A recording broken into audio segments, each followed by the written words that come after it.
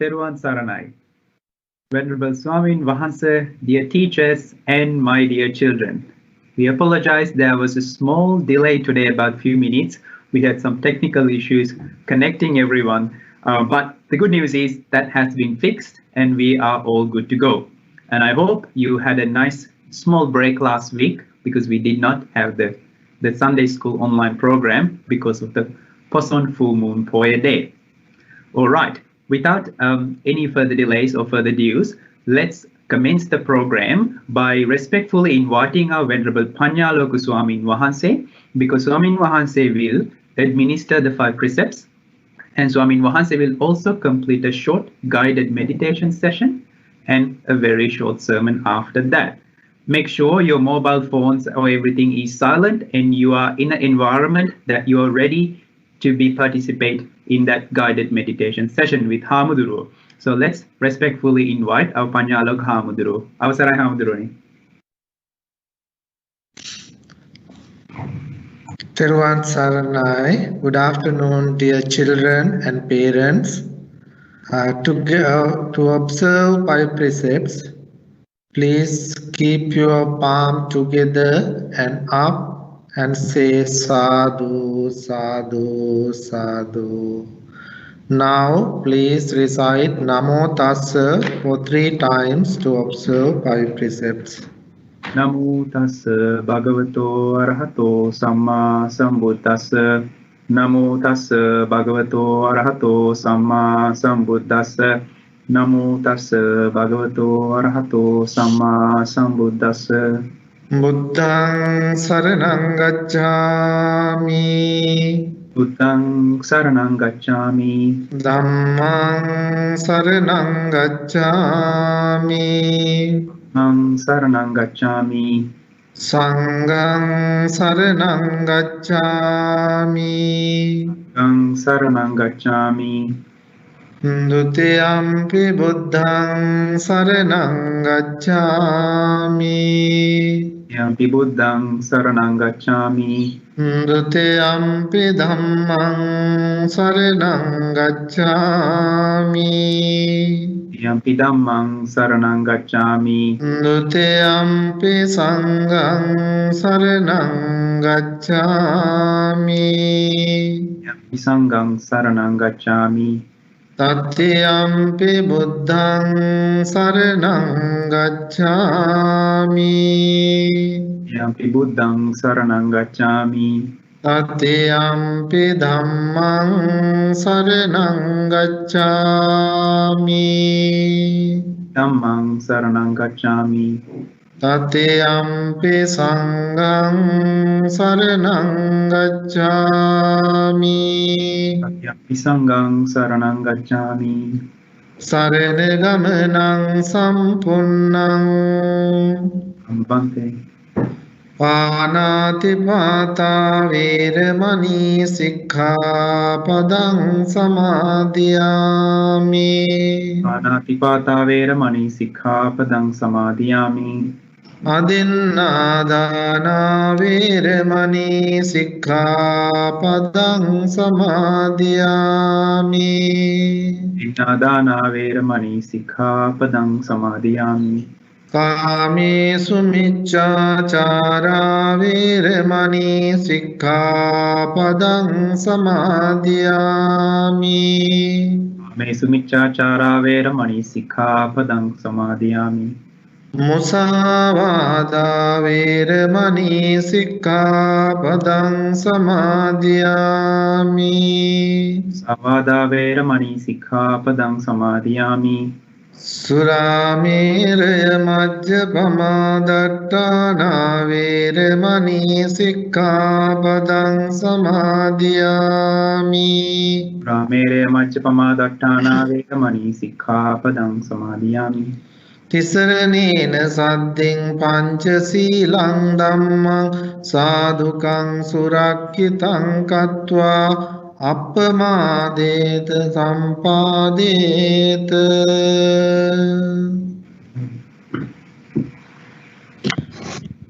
Okay, dear children and parents, let's now practice this ultimate form of generous and selfless love, universal goodwill, universal benevolence, which is called Metta Bhavana.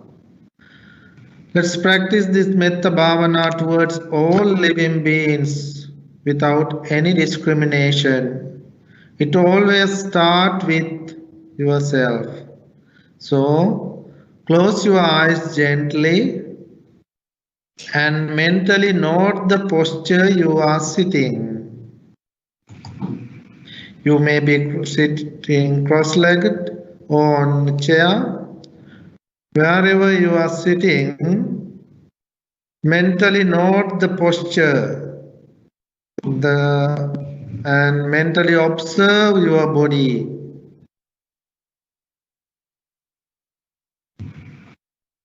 And relax the body and calm the mind.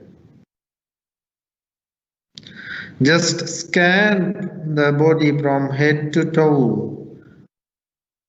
A quick scan and relax.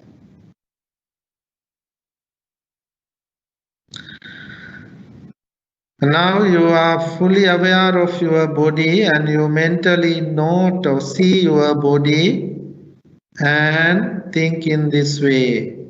May I be free from anger. May I be free from ill will. May I be free from hate. May I be free from jealousy. May no harm come to me.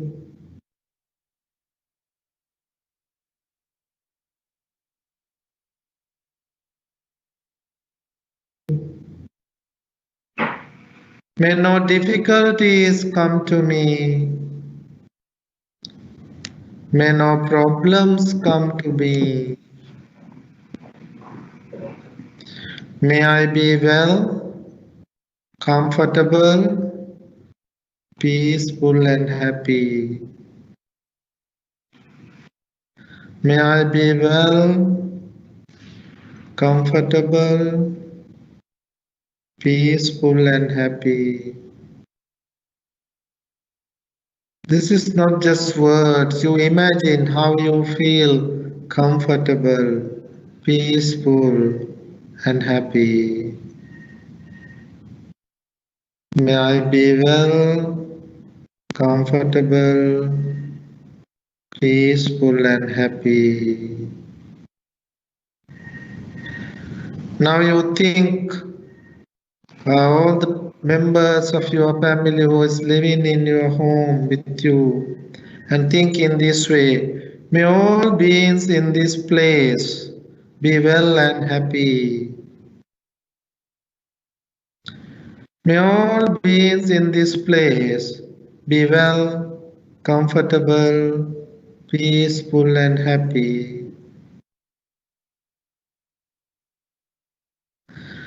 Then think about your neighborhood.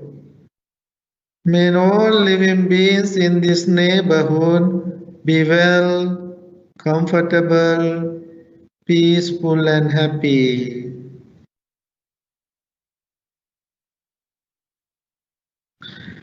Then think about the city that you live. May all living beings in this city be well, comfortable, peaceful and happy. Then think about the country that you are living, Australia.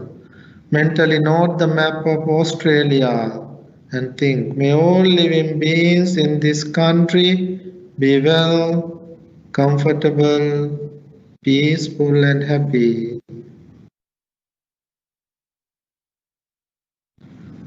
Then think about the whole world. Your loving kindness thoughts are like clouds spreading all over the world. And you generate love and compassion to all living beings in the world. May all living beings in this world be well, comfortable, peaceful and happy.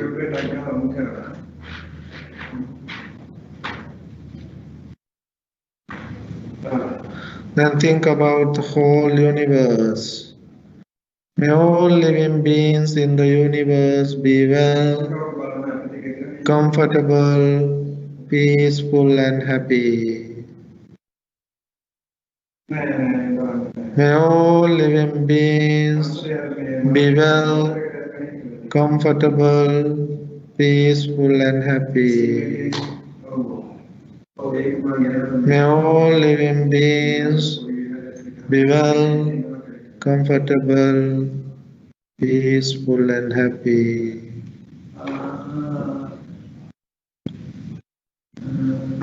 Okay, recite with me. Dukkhappatha ca nidukkha, bhayappatha ca nibbaya, sukhappatha ca nisukha, hontu sabbe pipanino. Okay, now bring your awareness to your eyes and slowly open your eyes. Sadhu, sadhu, sadhu. Thank you, children. So, today I am going to explain 2 more benefits of loving kindness meditation. We already discussed 4 benefits. Today we are going to I'm going to explain 5th and 6th benefit. The 5th one is Amanussanam Piyo Hoti. Last week we discussed about Manussanam Piyo Hoti. People will love you if you practice loving kindness meditation. And the next one is even celestial beings or deities or animals also will love you if you practice loving kindness meditation. No harm come to you from any animals. You know, there are some dangerous animals in the world. If you practice loving kindness meditation, no harm come to you from those animals. They love you. And the 6th one is Devata Rakkanti. Deities will protect you. Okay? There are invisible spirits, and those spirits, especially deities or divine beings, will protect you. We all need protections, right, and safety. So if you practice Metta Bhavana or loving kindness meditation every day, you will be well protected. So children, as I mentioned earlier, every day in the morning, please say, may all think that may all living beings be well, comfortable, peaceful and happy. So make this loving kindness thought your first thought of the day, just after you woke up, and also before you go to sleep, make this thought your last thought of the day, that may all living beings be well, comfortable, peaceful and happy. Thank you very much. May the Buddha bless you all. Buddha Sarana. Siddhanta sir, now it's to you. Thank you with respect. Our Swamin Vahansa. Children, say every day you learn 2 new reasons or the benefits of loving kindness meditation. So Hamuduru has explained 6 benefits so far. So continue to practice unconditional kindness towards all living beings, and you will have very, very good benefits by doing that. It is time for us to move to our first lesson of the day. Children, you may have seen when you come to the temple or when the Swamin Vahanse or Hamuduru comes to your house after Dane or after a Dhamma sermon, we do this thing called Transference of Merits to the departed relatives.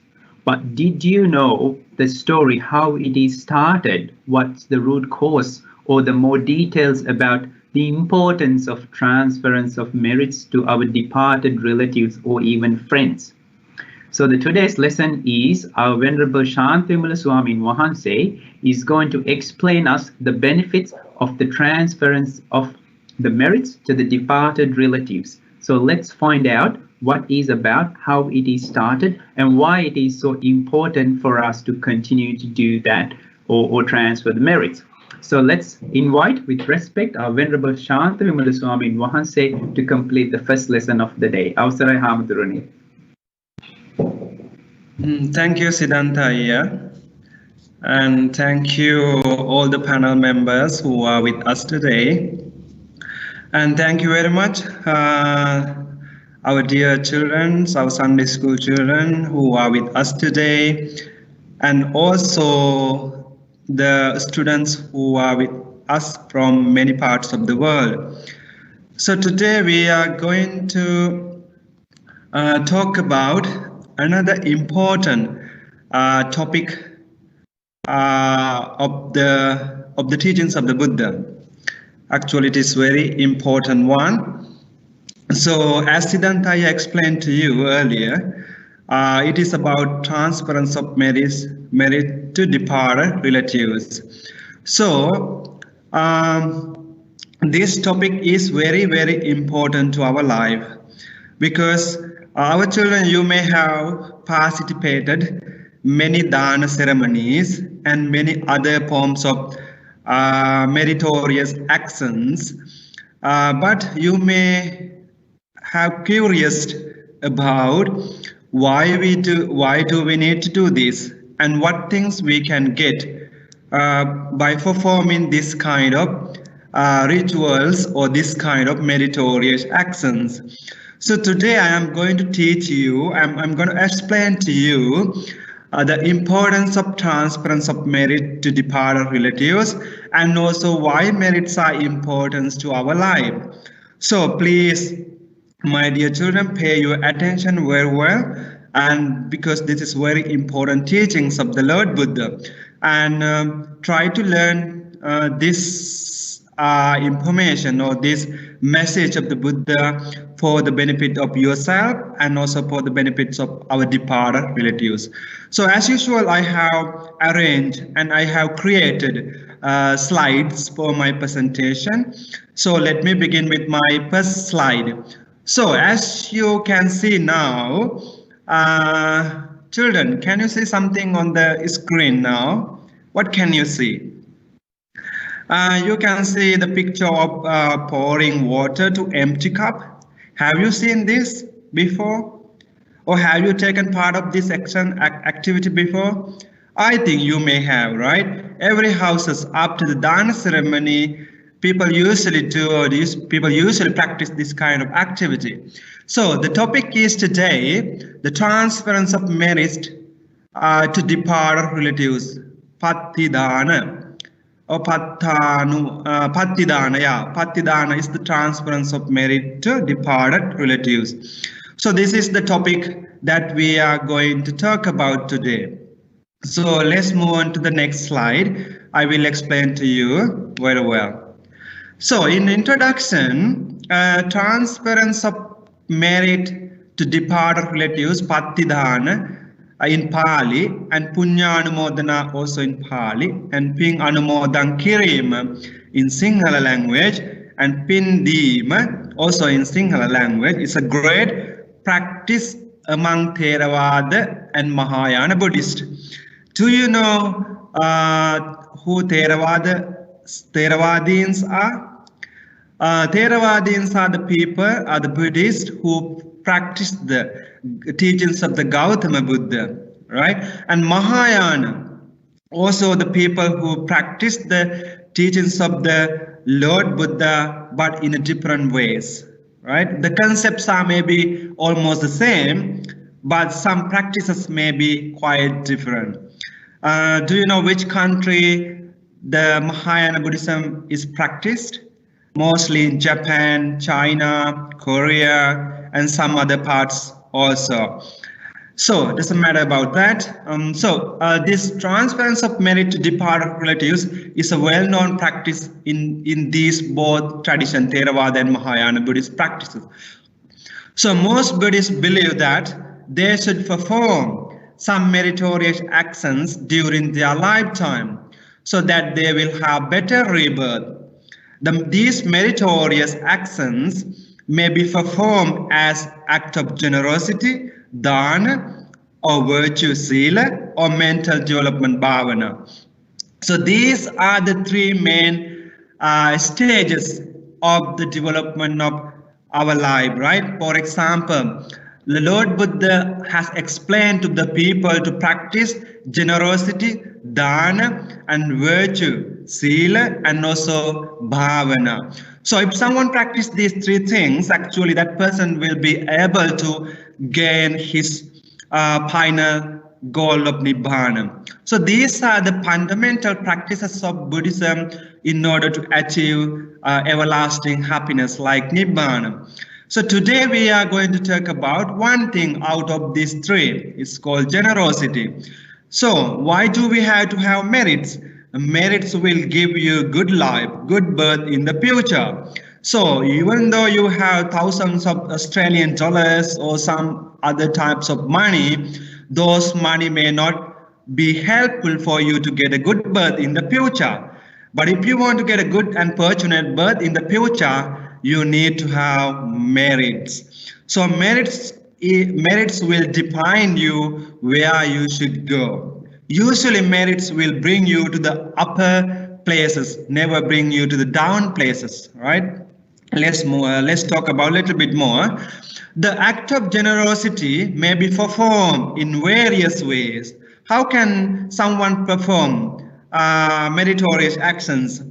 They include giving alms to other, building schools, temples, orphanages, libraries, hospitals, printing religious books, for free distributions, and similar charitable deeds. So when someone practices these actions, these activities, the activities that I just mentioned, those people are able to accumulate lots of merits. I think, my dear children, you may have done some of these before, right? For example, giving dana, I think you may have many times. You may have taken part, or you may have given something to some people. So in that way, actually, you can accumulate lots of merits, right? After we have performed some meritorious actions, we can share merits with all beings to transfer merit to our departed relatives and friends. Do you know, children, if somebody has passed away in the name of your family, we can't give them the things by hand to hand. For example, if your grandparents have passed away, so if you want to give something, can you give that something to your departed grandparents using your hands, by hand to hand? No, it's impossible. You can't give something by hand to hand, but you can give something by mind to mind, from mind to mind. But you need to have something before you give. What do you need to have? You need to have merits to give them. How can you accumulate merits? These are the things like giving dana, building hospitals, schools, helping needy people. So in that types of activities actually give you chance to generate merits. So that generation of merits you can transfer to your departed relatives. So let's move on to the next slide.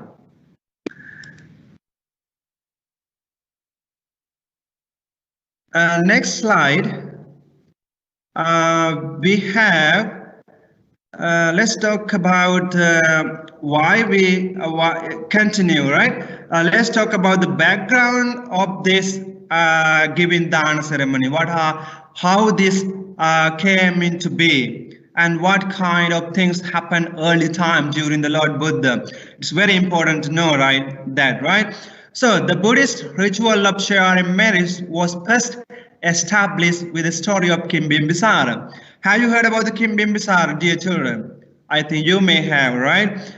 He was one of the greatest patron of the Lord Buddha, supporters of the Lord Buddha. So the Lord Buddha visited Rajagaha. You know, the Rajagaha is the place in India during the times of the Buddha, and it's a well-known place.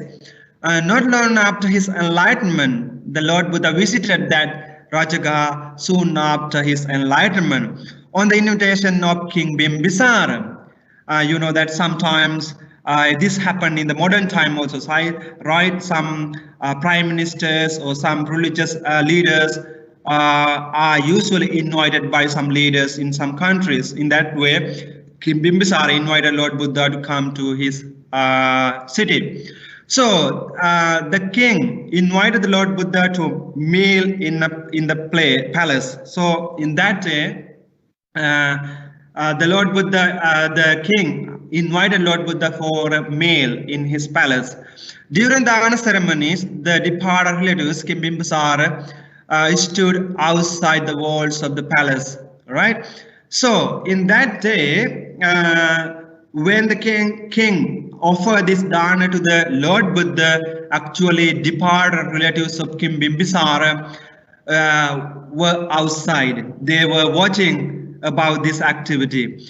The king well dedicated, they think that the king will dedicate marriage to us. So they had idea the king will transfer merit to us. So they had such kind of idea. However, after the offering, the King Bimbisara did not dedicate marriage to his departed relatives. So, but the King Bimbisara forgot actually to transfer merit to departed relatives somehow. Actually, you know that it is mentioned also the King Bimbisara offered Veluvanarama temple. And having offered that temple, at the same time, the King Bimbisara offered dana to the monks, including the Lord Buddha. So that day, on that occasion, the King Bimbisara forgot to request the Lord Buddha to transfer merit to their departed relatives. When his departed relatives who were born in a Peta realms were disappointed.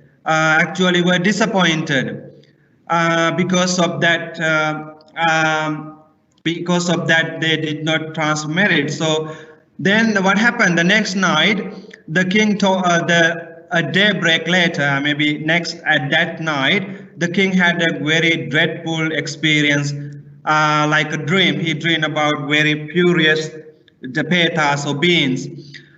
Then the Lord Buddha asked advice, what happened? Why I could hear that furious noises and why I dream about such kind of unpleasant beings. So he had such kind of idea. The Lord Buddha could see what really happening with his divine eye. So Lord Buddha knew that what are the causes for these dreams and who are they.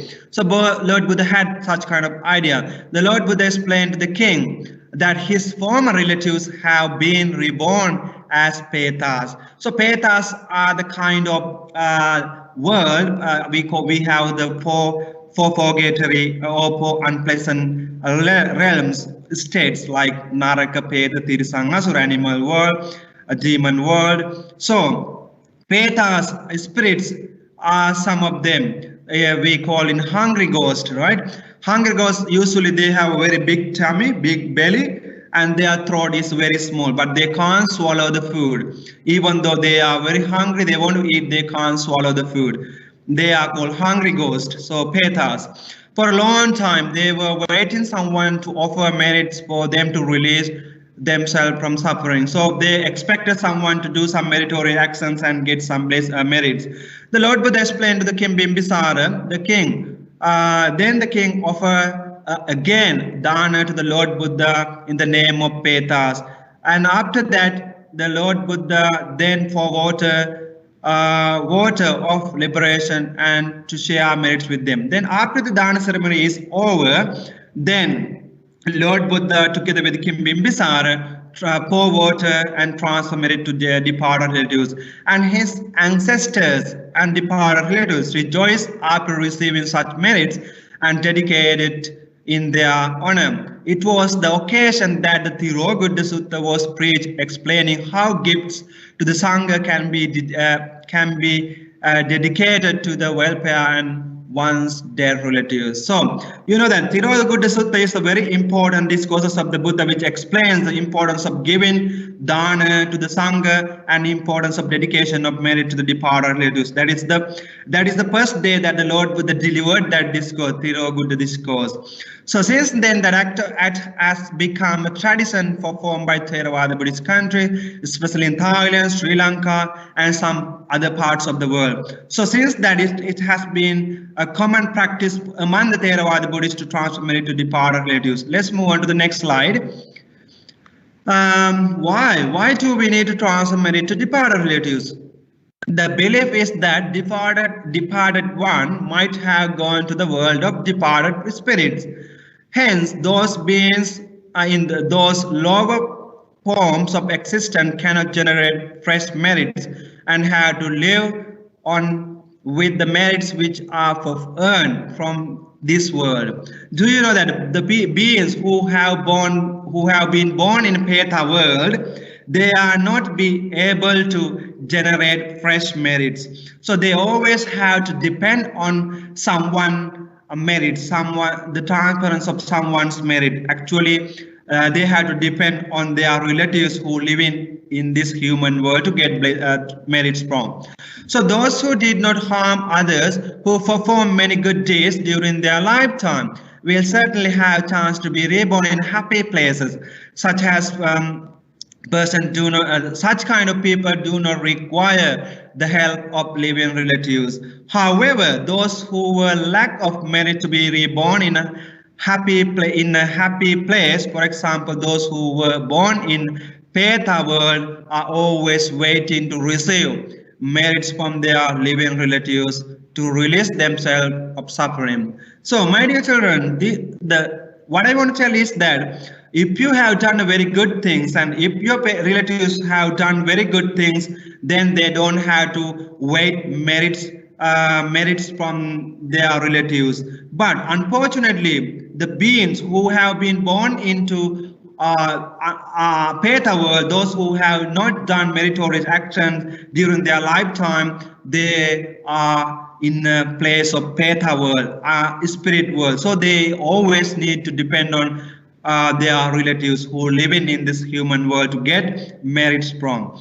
The Lord Buddha said that the greatest gift one can confer on dead relatives are performed acts of merit to transfer these merit. He also said that those who perform meritorious actions to transfer merit also receive the fruits of their deeds. Yeah, the Buddha said that the best gift that you can offer and you can give to your departed relatives is transference of merits. Merits is the best gift that you can give your departed relatives.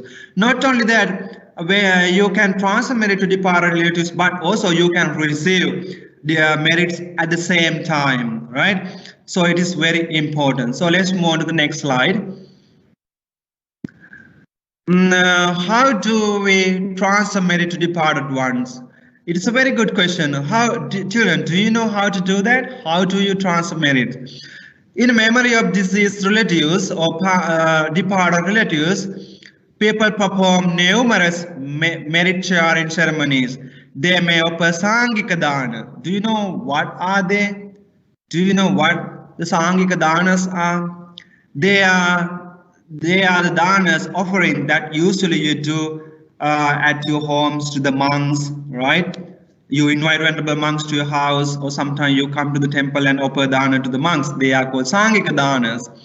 And giving something to religious places or to the poor and observe precepts or teach Dhamma. Relatives or friends perform these act as a ceremony in 7 days, 3 months, or 1 year memory of departed relatives. So sometimes if somebody passed away, within 7 days they perform Sangika Dana in order to transfer merit to them.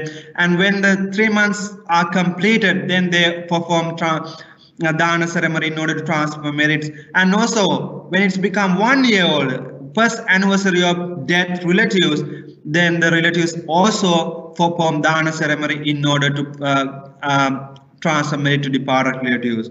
And it's a very, very important. So departed ones are always remembered when any good deed is done, and more on occasions connected with their lives, birthdays, and also sometimes anniversaries, right? So it is very, very important that you remember them.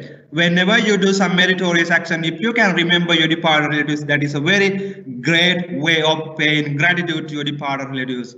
So on such occasion, there is a ritual which is generally practiced. Before the ceremony starts, the lay people fill a pot with clean water and keep it before them during the chanting. They also have two bowls.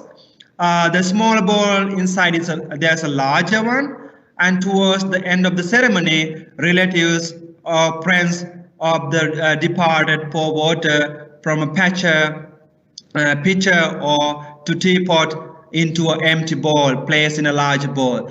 While repeating this gatha, idam me nyati nang hotu sukita hontu nyati. You may have seen, my dear children, if you have taken part of this kind of activity, you may have seen two kind of cups, one small cup and one big bowls, and people usually use clean water to pour into this small cup, and while reciting in the Amenyati. That means let this merit be my relatives. May my relatives be happy, be well and happy. So this is their intention.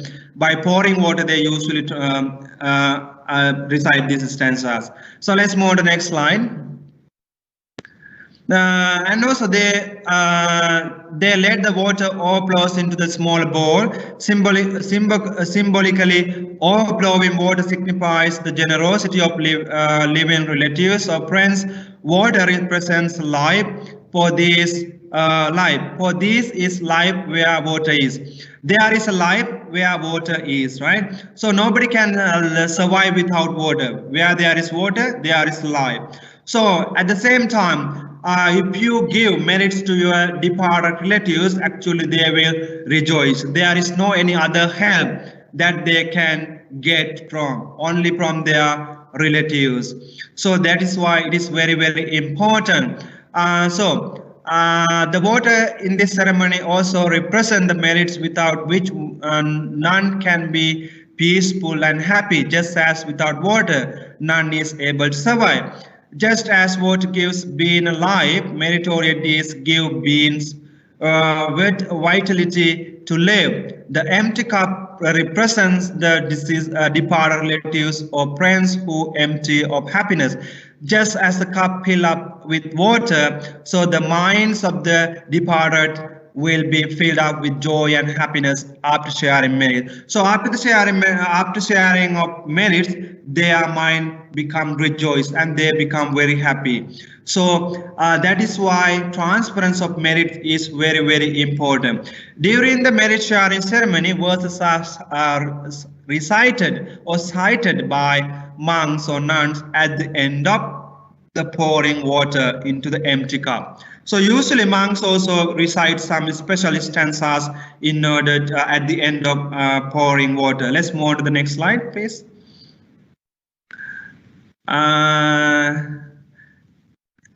This stanza is usually recited. Yathavariva pura paripurenti sagaram evame vaito dinnam pethanam upakappati unname udakam vattang yathaninnam bhavattati evame vaito dinnam pethanam upakappati. So it means in this way, just as rivers full of water fills the ocean full, even so, what is given here benefit the dead. You know that the great ocean, my dear children, the great ocean is a combination of other many parts of rivers, right? All the waters come into the sea and it's become filled. It's a combination of many parts of the waters or many rivers, combination of many rivers. In the same way, when we transfer merit to departed relatives, actually they will be benefited of our good deeds. As the water raining on hills reaches down to the lowlands, even so does what is given here benefit the dead one. So when it rains up in the upper parts of the mountains, slowly what happened? The water slowly flows down to the lower hills, right? So in the same way, if someone is lack of merit, so when we transfer merit to departed relatives, if they are in a position to accept or receive in the merits, and if they are lack of merits, so when we transfer merit to them, actually they will be benefited in many ways, and they rejoice and they become very, very happy. So that is all about the transference of merits. Let's move on to the next slide about the conclusion. In conclusion, the followers of the Lord Buddha should act wisely and should not follow anything blindly. So while others pray to the God for the departed one, Buddhists radiate their loving kindness directly to them. By doing meritorious deeds, they can transfer merit to their beloved ones for their well-being. This is the best way to remembering and giving real honor and perpetuating the names of the departed ones in their state of happiness.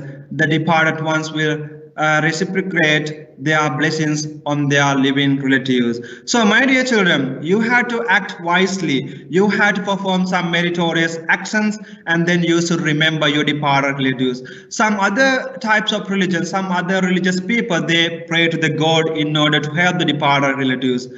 But in a Buddhist way, we can perform some meritorious actions and we can transfer merit to the departed relatives. That is the best way, and that is the best thing that we can do and perform for our departed relatives. There is no any other way. So my dear children, please join your parents, and whenever you have chance, try to practice generosity and try to give something to needy people. In that way, you can accumulate lots of merit. And once you accumulate merits, you can share or transfer those merits with your departed relatives, your grandparents. So that is the very best way to help your departed relatives. Okay, please keep this message in your mind and try to put these teachings into practice, and that kind of life and that kind of practices will bring you happiness in this world, and you will have a good birth in the future as well.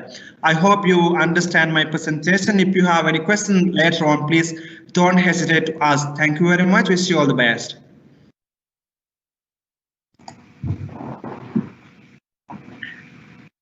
Thank you, with respect, Ape Hamdurane, for explaining the importance of transferring the merits to the departed relatives.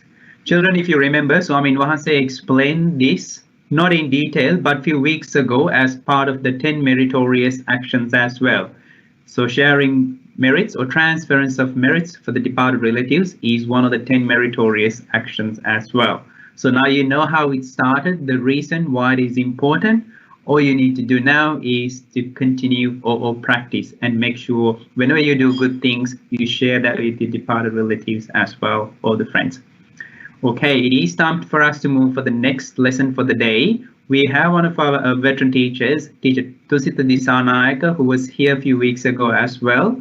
Tusita teacher is going to teach us or explain the story of Venerable Maha Kassapa Maharahatan Wahanse, Maharahatan Theroux, one of the very important characters, or Rahat Theroux from our Buddhist, from the Dhamma. So let's invite Teacher Tusita to explain the story to us today. Over to you, teacher. Thank you, Siddhanta teacher. Ayubowan, right? Venerable Swamin Wahanse, dear teachers, parents, and my dear children. I'm very glad that I get another opportunity to talk to you today.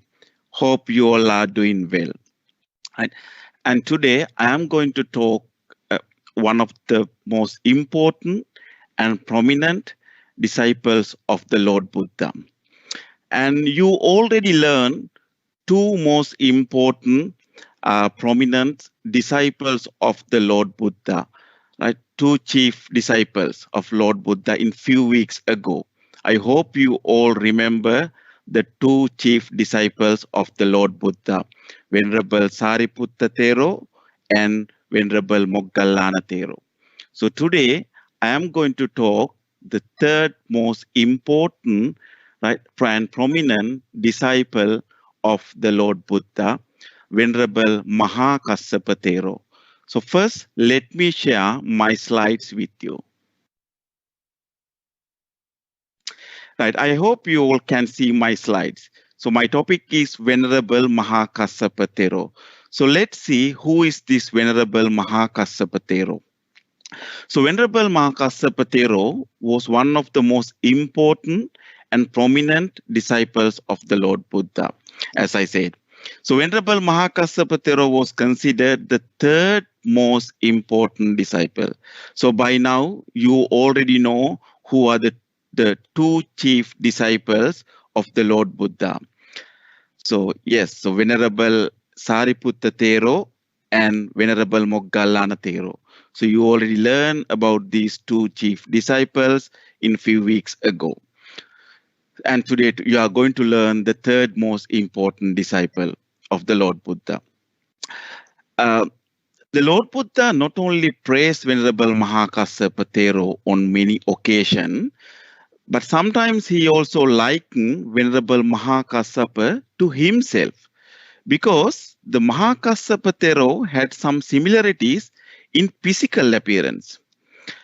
You know, our Lord Buddha had 32 marks of a great being, while the Venerable Maha Kassapa bore on his body 7 of such marks, some similarities in physical appearance. Right? So let's briefly talk about the early life of Venerable Maha Kassapa Theroux.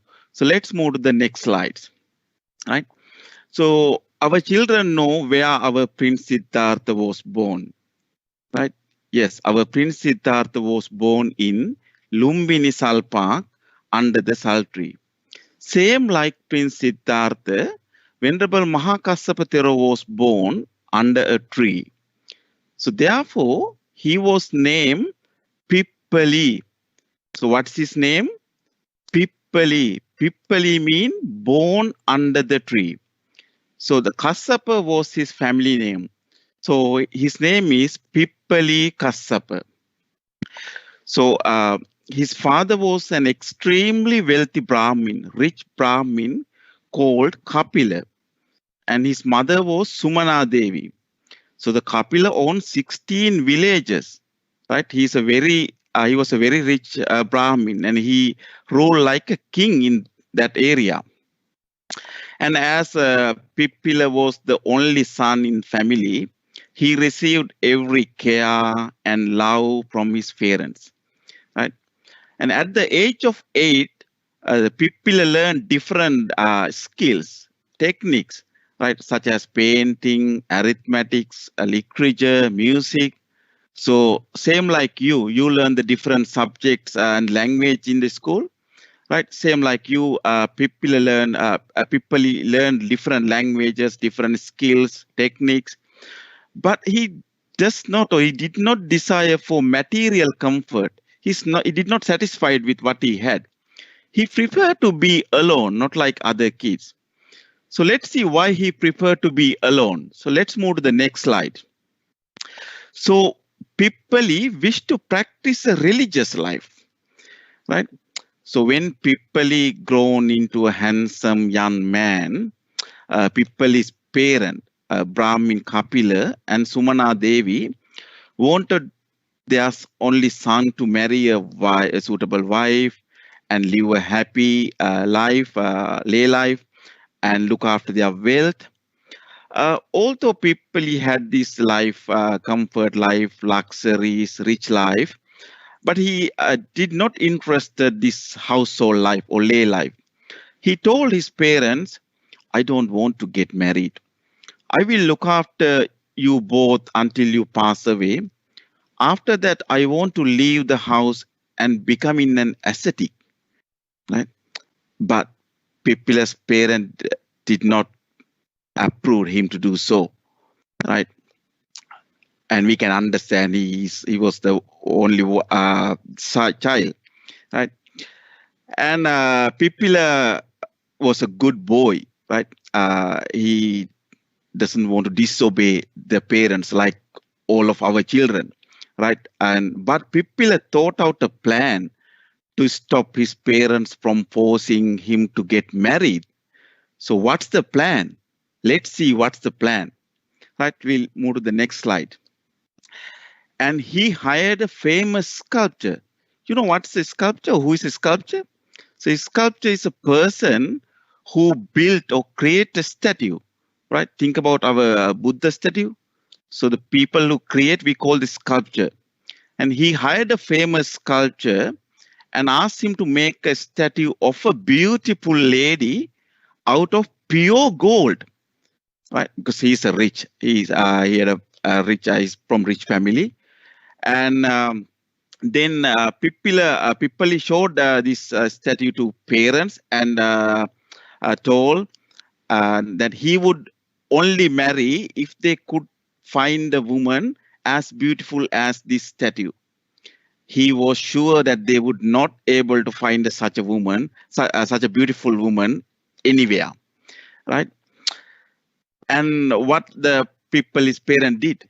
So the Pippali's parent offered some gift, money, and informed to other Brahmin friends, relatives, and asked them to take this beautiful golden statue around the cities, villages, to find a beautiful woman to match this statue's beauty, right? So what do you think? Do you think they're going to find a woman? After traveling around the state of Magadha, in a town called Sagala, the couple of Brahmin found a girl called Baddha, right? The Baddha was even more beautiful than this golden statue. She was 4 years younger to the Pippali, right? And then the Brahmin informed to the Baddha's parents, and they agreed the proposal. And then this Brahmin returned and informed to the Pippali's parent, and the Pippali's parent agreed.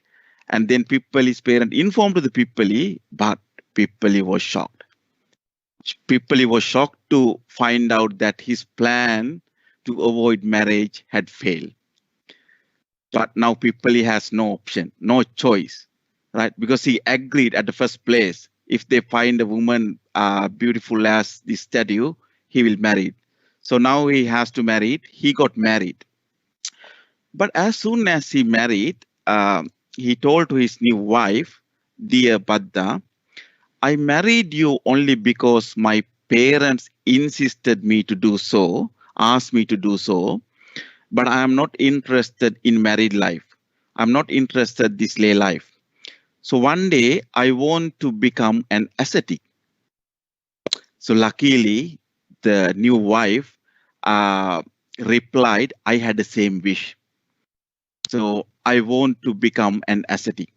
So I married because my parent insisted." So they both agreed. So the both Pippali and Baddha inclined to a religious life. So they pretended as husband and wife, but actually not so. All right. So now let's see how Pippali become Buddha's disciples. Right. Let's move to the next slide. So with the time passed, when the Pippali's parent passed away, so now it became Pippali's responsibility to look after the wealth, right, he inherited. So, but after discussing the matter with the Baddha, the wife, then they decided to distribute all their wealth to the poor people, right? And then they left their palace to become wandering ascetics. But they did not travel on the same road. There was a reason. The people thought, if we walk together, the people might think that we cannot live without each other, even after becoming an ascetic. So therefore, they decided to travel, to walk in the two different directions to find the master, to find the teacher, right? So, and then they start traveling in two different directions. And at these times, our great Lord Buddha was residing in the city of Rajagaha, right? So as the earth was trembling and our Lord Buddha looked through his divine eyes.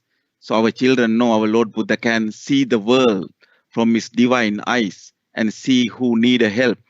And then Lord Buddha looked through his divine eyes. So what caused this earth was trembling, right? And then our Lord Buddha saw that an outstanding future, right, disciple was on his way to find him. Who is this future outstanding disciple? Pippali, right? So he's walking.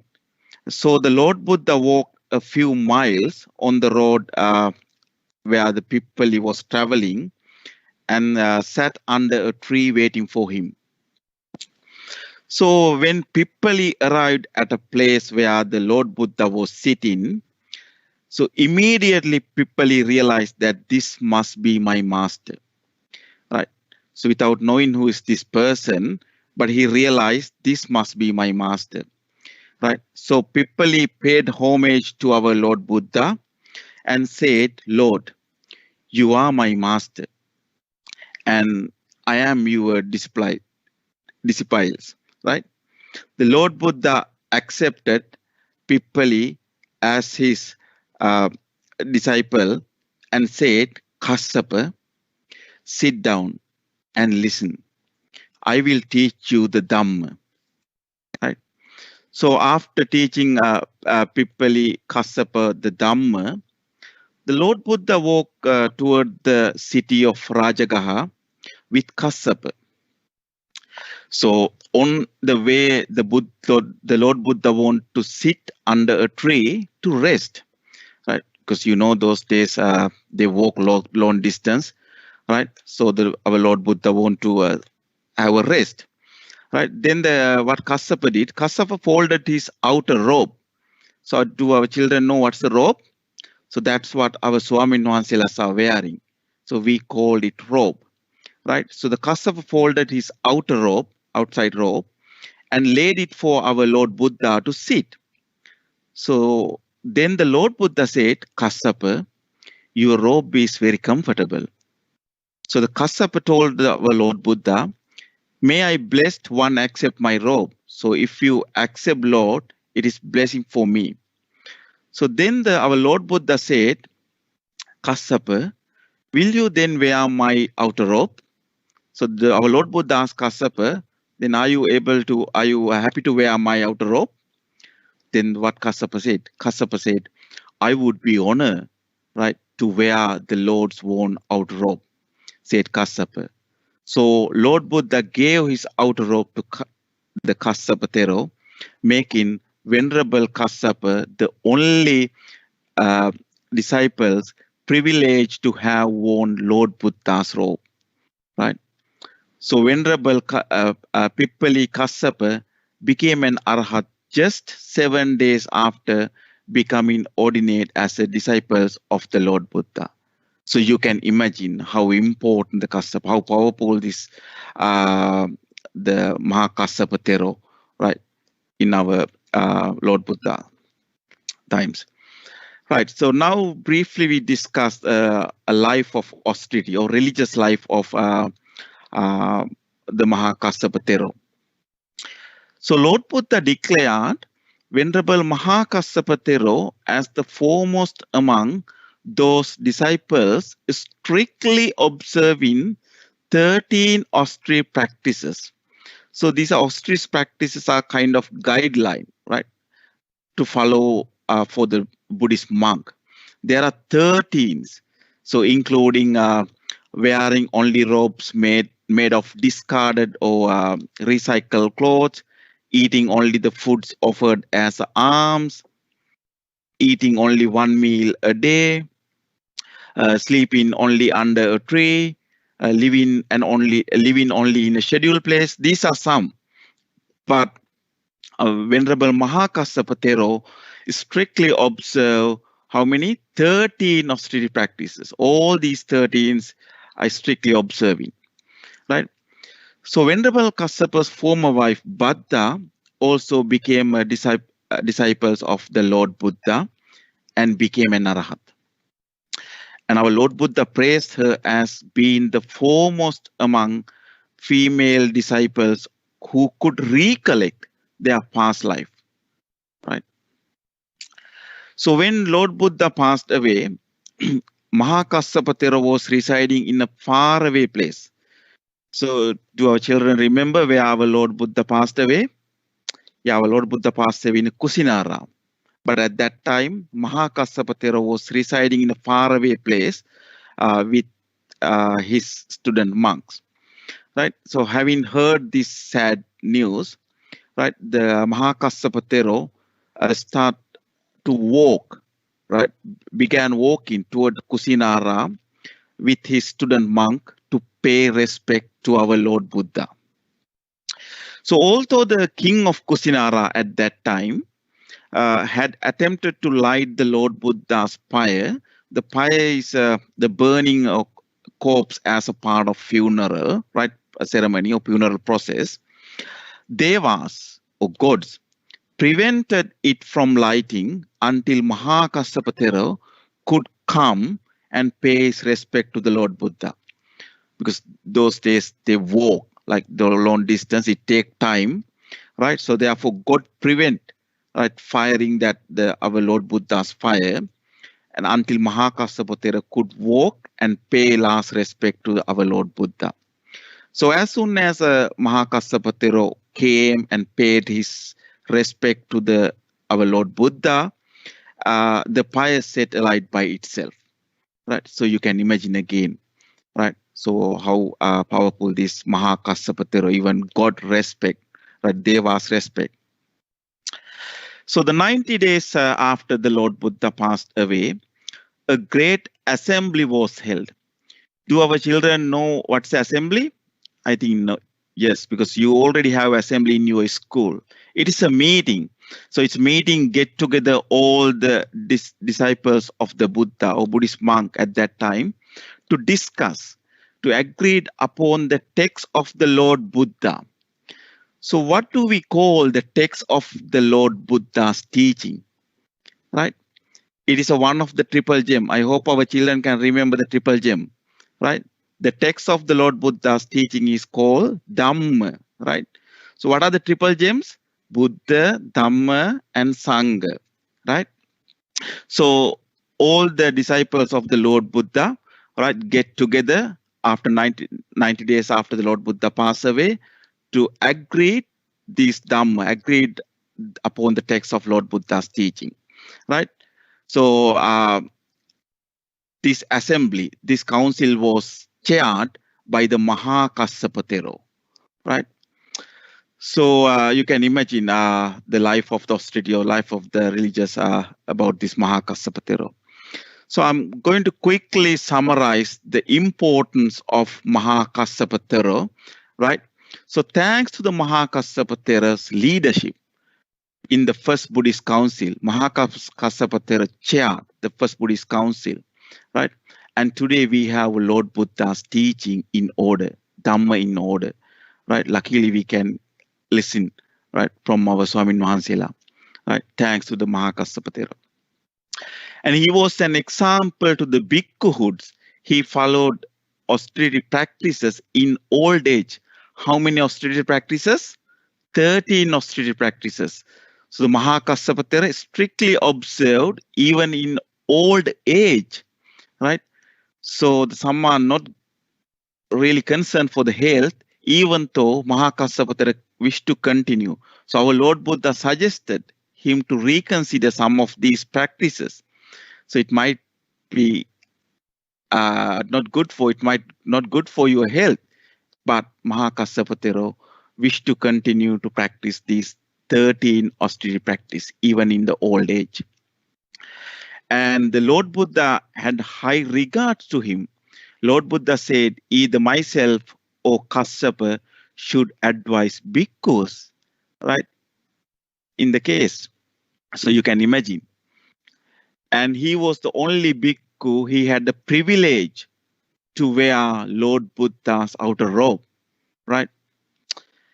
And about 30 years after the assembly of the first council, 30 or 40 years, And Maha Kassapa passed away at age of 120 in a mountain called Kukutapada, or today people call the Gurupada, right? It's in the state of Magadha, right? And today even people go and worship this mountain, right? There's a small temple top of the mountain to pay respect to the Maha Kassapa Theroux, right?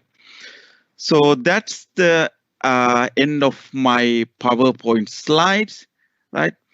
And I hope our children learn the importance, informations about Maha Kassapa Theroux, right? So by now, our children know the three most important or prominent disciples of the Lord Buddha, right? Who are they? Right.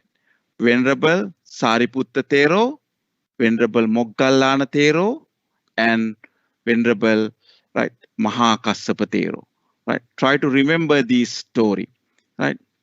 And hopefully we will see you all very soon, right? And Theroux Saranai, right? Over to you, Siddhanta teacher.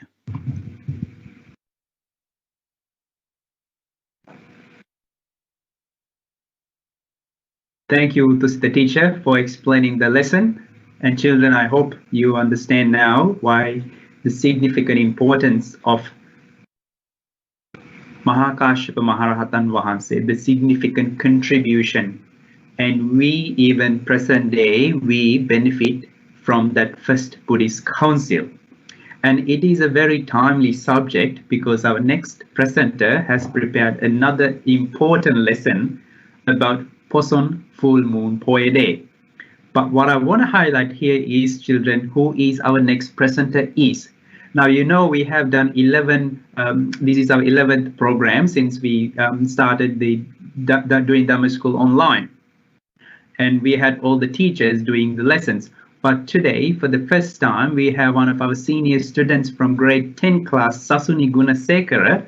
Yes, that's right, you heard it. Sasuni Gunasekara from our grade 10 class is going to conduct or do the next lesson. She's going to teach us the importance of the Poson Full Moon Poya Day.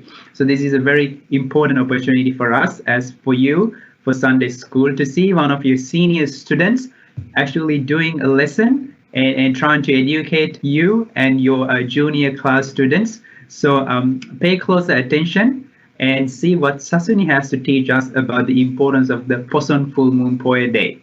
With that, Sasuni, over to you. Thank you, Siddhanta sir. Theroux Saranai, Venerable sir, teachers, parents, students, and other listeners. I am Sasuni, and today I'm going to be talking about Poson Full Moon Poya Day. Let us share some slides.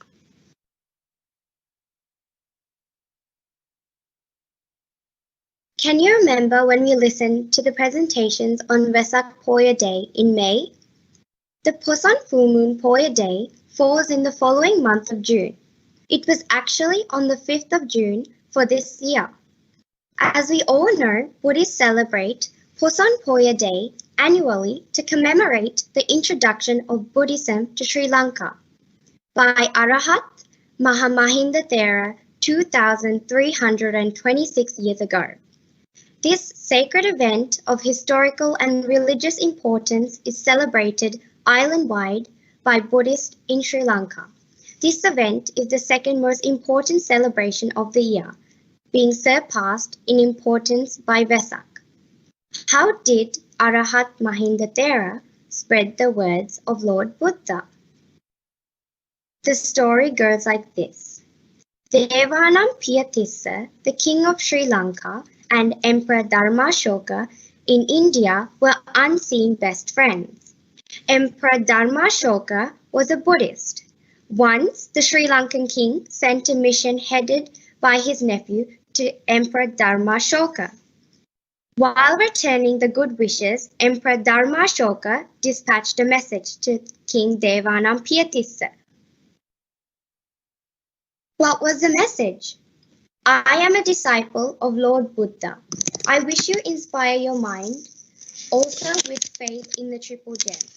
Later, the emperor sent Arahat Mahinda Theroux together with bhikkhus who were Ittiya Theroux, Uttiya Theroux, Sambala Theroux, and Baddusala Theroux, Samanera, and lay disciple Bandukka Upasaka to Sri Lanka. Did you know who Arahat Mahinda Theroux's parents were? Let me introduce Arahat Mahinda Theroux's parents. He was the firstborn son of Emperor Dharmashoka and his wife Devi. Also, he was the elder brother of Sanghamitra Theroux. The Emperor of India sent Buddhist delegations to 9 countries. For Sri Lanka, he sent his own son, Arahat Mahinda Theroux. Where was the historical place Arahat Mahinda Theroux sent his king Devanam Piyatissa? Here is the place. It is called Mihintale, a rocky peak near the ancient capital and current city of Anuradhapura. Let's see what happened. During the meetup of Mahamahinda Theroux and King Devanam Piyatissa on that Poson full moon Poya day. A long time ago, there was a forest with a lot of mango trees. This was a royal park. The king Devanam Piyatissa was engaged in hunting a deer in the royal park near Mihintale. He was surprised to hear a person calling his name. Tissa, Tissa. No one could call the king by his name. When he looked around, he saw bhikkhus on a rocky peak. The king wanted to know about this fascinating monk who called his name. Arahat Mahinda Theroux replied to the king. Arahat Mahinda Theroux replied to the king. Samanamayang Maharaja Dhamma Rajasa Savaka Dhammeva Anukampaya Jambudipa Idagata. What does that mean? It means we are the disciples of great teacher Lord Buddha. We have come here from India to assist you. The king threw his arrow and bow and started a pleasant conversation with Arahat Mahathera. Mahathera wanted to know if king was intelligent enough to understand the Dhamma. The Theroux asked a series of questions. The king answered all questions perfectly, and Arahat Mahinda was impressed with the king's knowledge. The Mahathera preached the Chulla Hatti Padopama Sutta to the king. The sutta gives a broad spectrum of Lord Buddha, his Dhamma, and Venerable Sangha. Also, it describes how to become a Buddhist and bhikkhu. At the end of the discourse, the king and his entourage embraced Buddhism. This was a formal introduction of Buddhism to Sri Lanka. Within a month, more than 40,000 Sri Lankan people embraced Buddhism. That is the end of my slides. Now you realize why Poson Full Moon Day is very important to us. It is a day that Buddhism was formally introduced to Sri Lanka. Before that, people in the country were worshipping and praying many things like trees and rocks. As I mentioned before, the Theravada Dhamma and knowledge base passed on by Venerable Arahat Mahinda Mahathera guided us to rise as a proud and dignified nation of Sri Lanka. His commendable service is remarkable. We as a nation got the greatest ever gift on Poson Poya Day. As such, Poson Poya Day is the most valuable day after Vesak Day for us. I wish you all a meritorious Poson month. Thank you. Over to you, Siddhanta sir.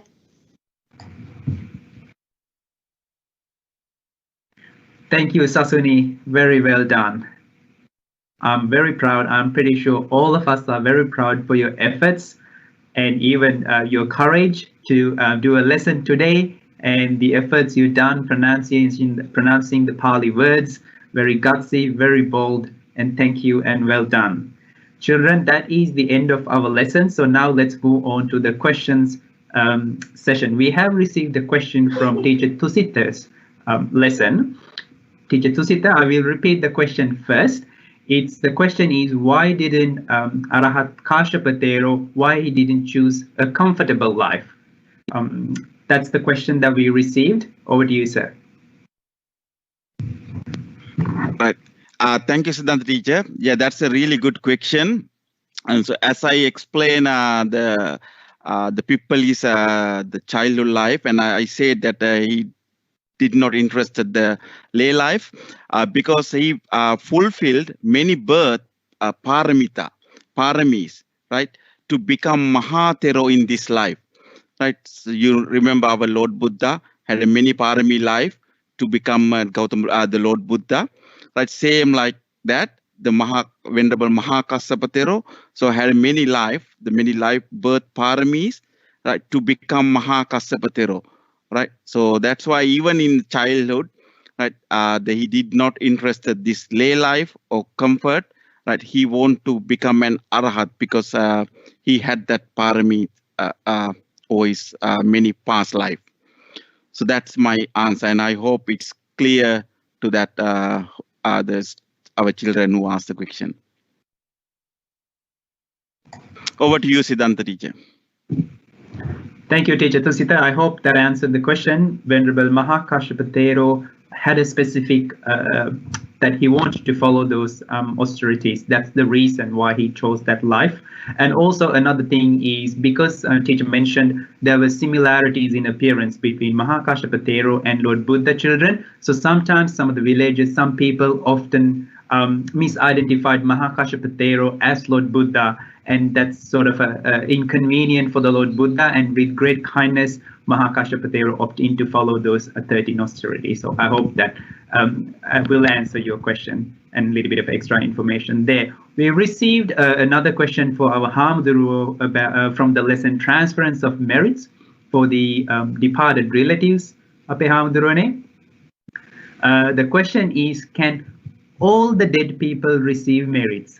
I will repeat the question one more time. Ape Hamdurune. Can all the dead people receive merits is the question. How's that? Thank you, Siddhantaya, for the questions, and thank you, student who asked me that great question. Actually, not all dead people can receive merits.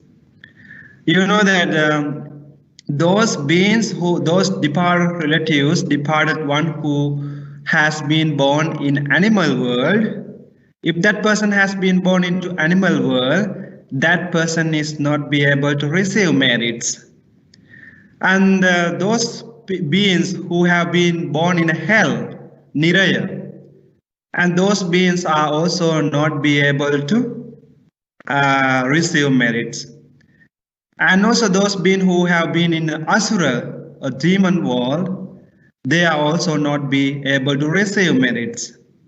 But there is some category of people, we call them Paradatu Pajivi.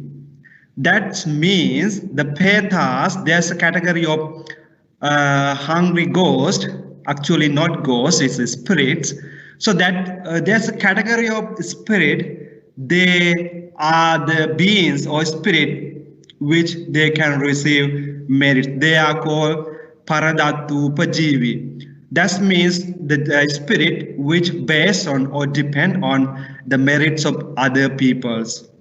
So only that category of spirits in that section, that in that part, are capable of receiving merits. Not all the dead people can accumulate or receive merits. So, but what we can do is that we can spread our loving kindness towards animals or hell beings, thinking that may all animals be well and happy. May they be released from their sufferings. So in that way, we can spread our loving kindness. We can radiate our loving kindness. But only we can transfer merit to those people who have been born in a spirit world. Among a spirit world, there is some category of people which is called Paradatu Pajivi, those beings who depend on the merits of living beings. Right? I hope that I answered the questions. Over to you, Siddhantaya. Thank you, Ape Hamdurune.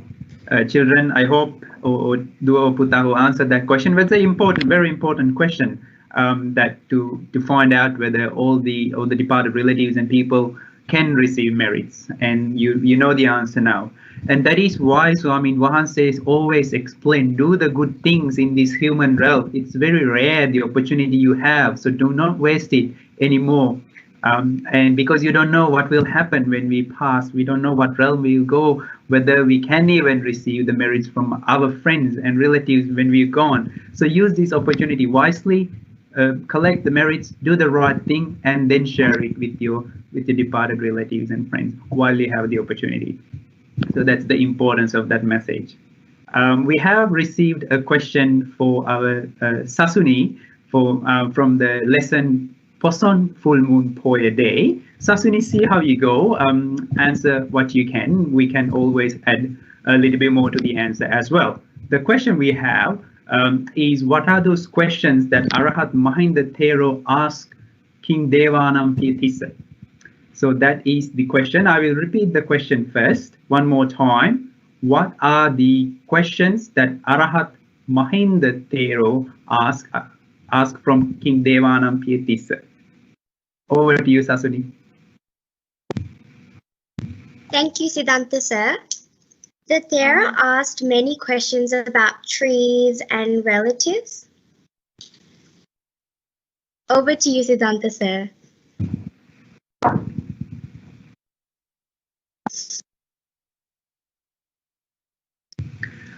Thank you, Sasuni. Yes, you did provide the short answer for that. The questions around the trees and the relatives. So I'll try to add a little bit more to that, children. There were 4 questions asked at a short notice from the king.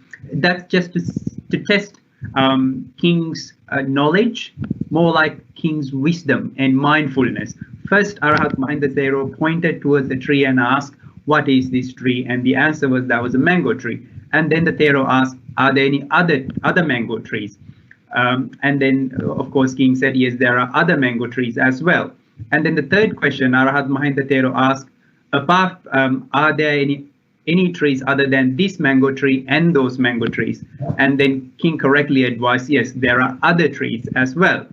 And the last question is the tricky one to test king's wisdom. And the question is, are there any trees than those mango trees and the other trees that you appointed? Yes, and that's the tree, the first mango tree that king was talking about. I hope that kind of answer your question, Duo Puta, a little bit more in detail, because sometimes when we focus on a lot of things, we kind of forget what's at our hand or what's right near us. That was a little bit of a tricky question to test King Devanam Pirtissa's knowledge.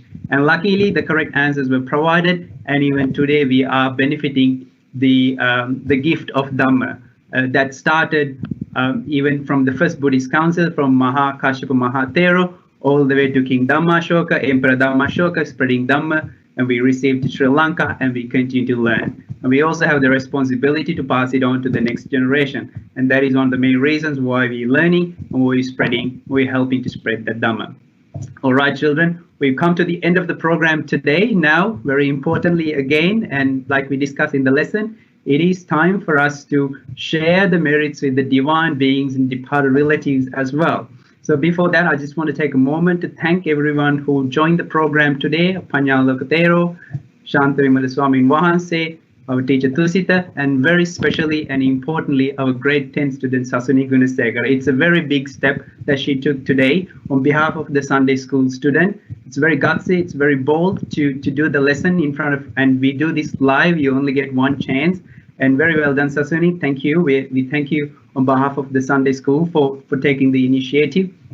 And also there are a couple of people behind the screens that work very tirelessly to bring this program together. You know, our principal sir, the coordinator sir Vijayadas sir, Sahan Mama and Piat Mama, who also work very tirelessly to bring this program because we do it live. All right, children, with that in mind, let's invite our Venerable Shantavimala Swami Wahanse to share the merits with the divine beings.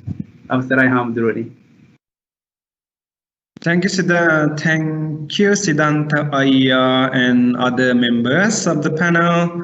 And we have successfully come to the conclusion of our program today. And this is the time for us to share and dedicate merits to divine beings and celestial beings. As usual, we have been doing and we have been transferring. We have been sharing merits with the divine beings as usual. Let's focus your mind. Yes, let's concentrate your mind and all the good deeds that you have done today by taking part of this activity. So all the merits you have accumulated today, may all the merits be with divine beings and celestial beings. May all celestial beings be able to rejoice in this merits, and having rejoiced in this merit, may all divine beings be able to enhance and develop their divine qualities. In return, may divine beings provide their protection and guidance toward all the beings in this world. Wishing that, we recite stanzas together. Akasattha ca bummattha devanaga mahiddhika punyam tang anumoditva chiran rakkantu sasanam. Akasattha ca bummattha devanaga mahiddhika punyam tang anumoditva chiran rakkantu desanam. Akasattha ca bummattha devanaga mahiddhika punyam tang anumoditva chiran rakkantu tvang sadha. Wish you all the best. Theroux Sarana. See you next week.